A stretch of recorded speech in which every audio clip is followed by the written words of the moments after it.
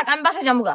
কি কস দোস্ত, তুই গেলে আমি যদি একা একা ফাইসা যাই? তুই ফাইসা গেলে যাবি, তাতে আমার কি? তোর লগে থাকলে তো দেখা যাবে পরে আমিও শুধু শুধু ফাইসা যাবো। আমার কি দরকার তোর লেগে কোনো রিস্ক নেওয়ার? আমার বাসায় যেতে হবে, নইলে আম্মু আমার মারবো। আপু আপনারই তো ফ্রেন্ড, আপনার ফ্রেন্ডের জন্য এতটুকু রিস্ক নিতে পারবেন না? না, ওর জন্য তো আমি এরকম রিস্ক নিতে পারবো না। আপনাদের সাথে একসাথে যদি আমার মায়ের দেখে যে আপনারা প্রেম করতেছেন, আমি প্রিয়নগিরি করতেছি, তাহলে আমার অনেক মারবো। আমি ওর জন্য শুধু শুধু মাইর খেতে পারবো না।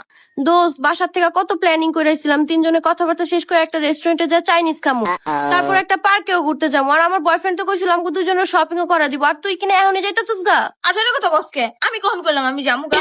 তুই যতক্ষণ থাকবি আমি ঠিক ততক্ষণই থাকবো। তোকে লগে ঘুরমু ফিরমু, চাইনিজ খামু।